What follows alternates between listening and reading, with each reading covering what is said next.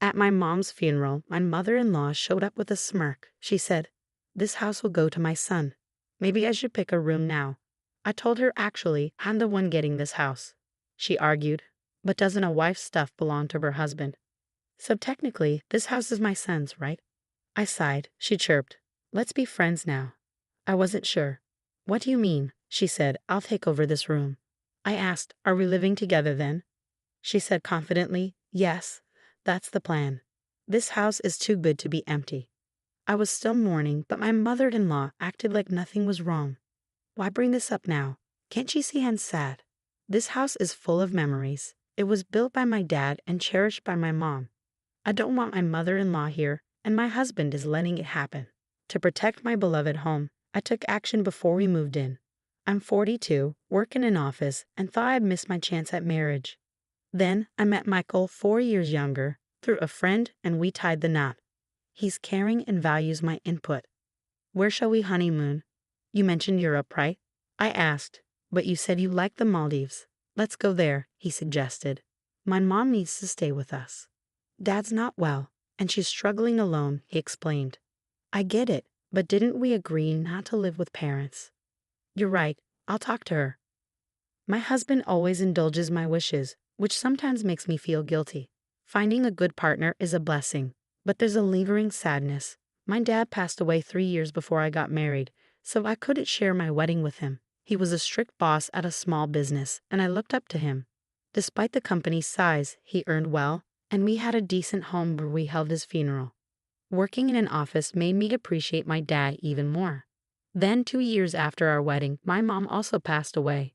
"Your mom too?" My husband asked, concerned. "Do you need a moment in the other room?" Funerals usually aren't held at home, but we did it for my mom. Throughout my mother's funeral, my husband was there for me, a constant support. I felt incredibly lucky to have him. Then my mother-in-law, Nancy, arrived. "I'm so sorry for your loss," she said. "Thank you," I replied. I hadn't spent much time with Nancy before, keeping a respectful distance, but during the funeral, I saw a different side of her. Afterward, Nancy approached me, which wasn't unusual, but her demeanor was strangely cheerful. "Thanks for your help during the funeral. It went smoothly because of you," she said. "Now that it's over, let's drop the formalities." I was surprised. At first, I thought she was being considerate, given my grief, but it soon became clear that wasn't her intention. "Your parents had such a lovely home," I said. "Hold on a sec." She boldly ventured further into the house. "Mom, this isn't a good time. Some areas are a bit messy," I protested. Unfazed, she announced, "Don't worry about the details. What matters is, this house will go to my son. Maybe I should pick a room." I hesitated. "Mom, actually, I'm the one inheriting this house." She smirked. "Your parents didn't have any other kids, right? And doesn't a wife's stuff belong to her husband? So technically this house is my son's, isn't it?" I sighed. "Is that really how it works?" She chirped. "Let's just get along from now on." I paused. "What do you mean by get along?" She confidently replied, "I mean, I'll take this room. You and Michael will move in later, won't you?" I asked, "So we'll be living together?" She declared, "Exactly. It's settled. Such a grand house shouldn't have empty rooms when two people can live here. Finally, I won't have to take care of my husband alone." But my mother just passed away, and my mother-in-law is talking about this. Can't she see how sad I am? I'm starting to get angry, even though the funeral just ended. Why would she joke at a time like this? My husband overheard our conversation and intervened. "Mom, what are you saying? This isn't the time for this." My mother-in-law brushed it off. "Why are you making such a fuss?" But my husband was firm. "Please leave." He escorted her out. "Sorry, she can be difficult." He'd apologized. "It's okay. Thank you for handling it," I said. In that moment, I appreciated my reliable husband. Yet later, I realized his reason for scolding my mother-in-law was subtly different from mine. 10 days after my mother's funeral, as things calmed down, we talked about my family home. Then my husband made an unexpected suggestion. "This apartment is cramped. Shouldn't we move to my parents' house?" I proposed. "You're right. With more stuff and maybe kids in the future, it's better than this tiny place," he agreed. "So we should start getting ready," he said, then added, "But there's something I want to discuss about the move." "What is it?" I asked. He hesitated. then said, "Considering the big house and empty rooms, I thought maybe my parents could move in with us." "Wait, you mean live together?" I was surprised. My husband is kind, but lately I've noticed something. While I thought he always valued my opinion, maybe he's just going along with things. Could he be too easily swayed? His suggestion about living with my mother-in-law, despite my objections, makes me wonder. He keeps bringing it up, putting my mother-in-law's wishes above mine. I've said it before. We're not living together. I remind him. But Mom won't let it go, he says. I argue. You stood up to her during the funeral. You defended me and said no to living together. Well, yeah, I was mad about her intrusion, but that doesn't mean I'm totally against it. I just didn't think it was the right time to decide, he explains. It's clear. He nods along and passes on my words, but he seems more inclined to agree with my mother-in-law. Plus, despite advocating for proper discussions, he keeps his distance and avoids making firm decisions. Maybe he thinks he's staying neutral, but people like him can be tricky. They convince themselves they're neutral and can make the right calls. It's frustrating. Anyway, I refused to live with someone who barged into my parents' house on the day of the funeral and suggested taking over a room. I've said it before, and I won't budge. Tell your mom that, I tell him. Why? It really bothers you, he responds. Fine, I'll tell her myself. Well, I had mentally prepared for the possibility of living with my in-laws when we got married. Witnessing my mother-in-law's behavior at my mother's funeral made it clear. Living together in my cherished family home, built by my father and lived in by my mother, is out of the question. And now, with my husband's lack of assertiveness apparent, the idea of cohabitation is unthinkable. When my husband relayed my opposition, my mother-in-law directly challenged me, asking why I was against it when we have such a spacious house. She insisted that as Michael's wife, his parents are now mine too. I've already declined living together. I'm sorry, but with my husband's mobility issues, it's too much for me alone, I explain. So you're abandoning us? Did you even listen to your husband's reasons? My mother-in-law counters. I'm sorry, but after this heartless response, I won't ask anything of you anymore, she retorts. I feel for my father-in-law's health, but based on my mother-in-law's past behavior, I can see a future where all responsibility for him would fall on me if we lived together. If that's the path we choose, significant changes in my husband and mother-in-law's mindset are essential. A few days after my mother-in-law's accusation, my husband began rearranging the living room, shifting furniture, and creating space. What's going on? Are we storing boxes here? I inquire. He responds, no, I'm making room for 2 beds. The mention of 2 beds sends a shiver down my spine. Are your parents coming to stay? I cautiously ask. No, they're moving in, starting today.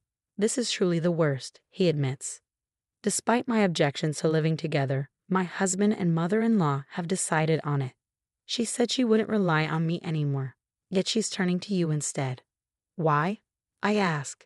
He explains, their lease is up, so we agreed they'd move here instead of renewing. It'll be crowded for 4 people, but we're moving soon, right? Just bear with it for a bit. But that's not what I meant. Why is cohabitation even an option? I've said before I don't want to live with someone who barged into my parents' house on the day of the funeral and suggested taking over a room. I'll talk to Mom. From now on, we'll be living together, so please try to get along, he insists. Why do you always side with your mom? I question him. He explains it's not about favoring her. I consider both your opinions and make a decision. My husband, usually accommodating towards my mother-in-law, seems to have fallen into her cohabitation plan. Maybe he's unknowingly influenced by her, thinking he's making independent choices. I used to see my husband as kind and caring, but paired with my mother-in-law, he becomes quite a challenge, and now I'm reluctantly pushed into living with my in-laws, just as I feared. This apartment is too small for 4 adults. We'll manage until we move, I remark. It's frustrating. She just arrived, and now she's complaining about the room. I apologize for the sudden addition of 2 elderly people. We'll try not to inconvenience you. If your mobility issues cause any problems, please let us know. My father-in-law, Tommy, who has mobility issues, seems better than expected. He experiences minor discomfort when moving, but nothing serious. Was my mother-in-law genuinely struggling to care for him? He's polite and even offers to do things on his own. Unlike my mother-in-law, he doesn't seem troublesome, or so I thought. Is there a pharmacy nearby? I forgot my medicated patch and need to buy one, my father-in-law asks. Wait, dear. With your mobility issues, it's best to stay here. If you fall outside, it'll inconvenience Michael and others, right? Ask them to buy the patch for you, I suggest. But I usually buy it myself. Didn't they say to let them know if you need help? Well, you have a point. Sorry, but I need it urgently. Can you go get it for me? He sighs. Of course. While fetching a medicated patch might seem trivial, why does my mother-in-law make decisions without involving me? And though my father-in-law seems polite, he appears to follow my mother-in-law's lead, just like my husband. He's become her yes man. It's a small errand this time. But as we continue living together, I fear everything will eventually fall on me. Can I let these people move into my parents' cherished home? It's not a laughing matter. If they move in, they'll tarnish the house. I must find a way to protect my parents' legacy. As my mother-in-law and father-in-law prepared to move into my parents' home, I decided to take preemptive action. My mother-in-law was in good spirits, eager about moving into a spacious house. Hey, can we borrow the key to your parents' house? We want to check out our rooms. I have some errands, so I'll give the key to Michael, she requests. Michael, can you drop us off before heading home? We want to visit the storage room where we left our stuff. We need to measure furniture sizes, she adds. Sure thing. I'll take the key, I reply. Despite my mother-in-law's cheerful demeanor, there were no conflicts between us, and about 10 days passed uneventfully. However, behind the scenes, my preparations were steadily progressing. Okay, everything's set for the move. Life in that house will start soon, I announced once my husband and in-laws finished their preparations. I have something to discuss, I said. What is it? Spit it out, my husband urged. Is it about our move celebration plans? My mother-in-law wondered. No, we're not moving there, I clarified. What? What do you mean? She exclaimed. I handed over a document. This is my application to renounce my inheritance, I said.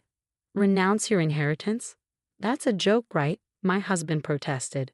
It's no joke. Look, it's officially approved by the court, I insisted.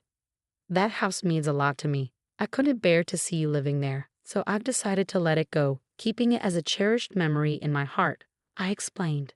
What madness possessed you? You could have sold it for money even if you were giving it up. Why abandon it? My mother-in-law scolded. Even if I sold it, you'd just rely on the money. I thought it'd be clearer if I had nothing, I reasoned. We moved out of our old place for this move, you know. What's going on? How will you make it up to us? She retorted. I've always opposed living together, yet you forced it on me without proper discussion. So I had to take a stand. I stood firm. Upon hearing that I renounced my inheritance, both my husband and mother-in-law were stunned, their faces drained.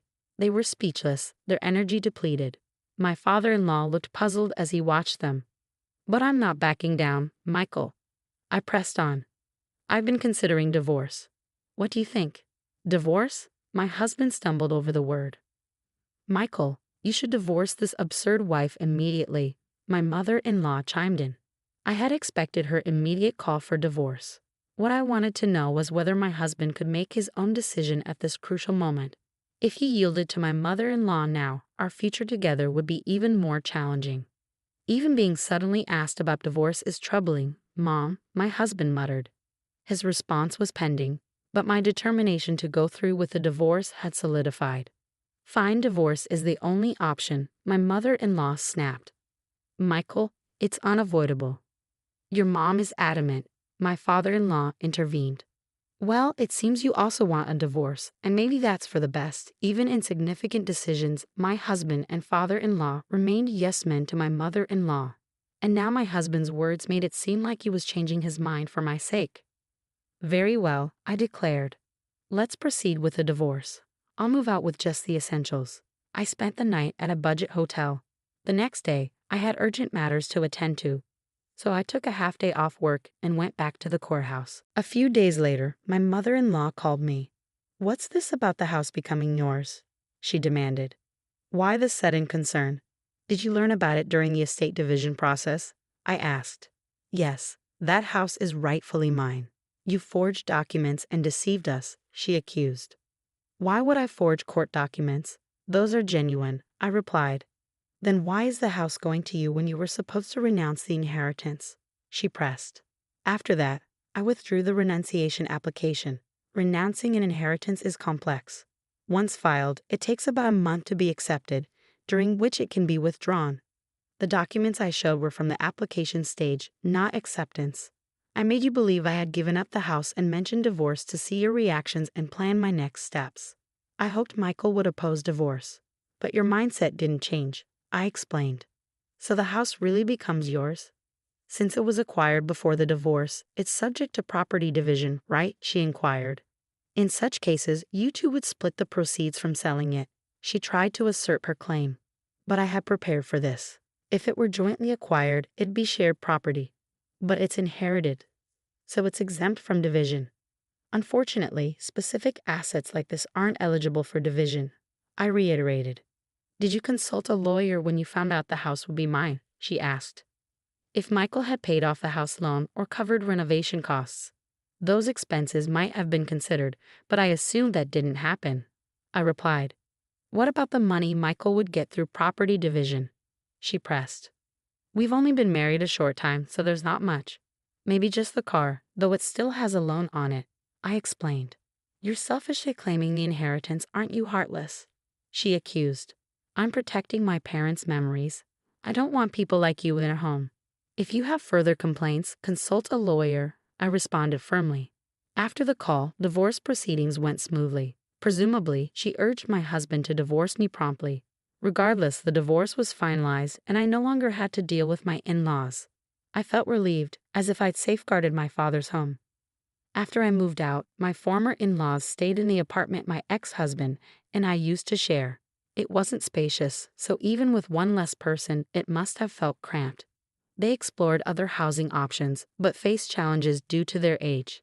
Eventually, my ex-husband rented a smaller single-family home for them to live in together. Though smaller, it's still a house, so the rent is likely higher than for the apartment. He'll need to support them going forward. My ex-husband is in for a tough time. My former mother-in-law was excited about the large house my father left behind, but now she's settling for a smaller home. I imagine she's disappointed. As for me, I've started a new life in my parents' house. It feels comforting, as if they're still with me. If you enjoyed this story, consider subscribing to the channel.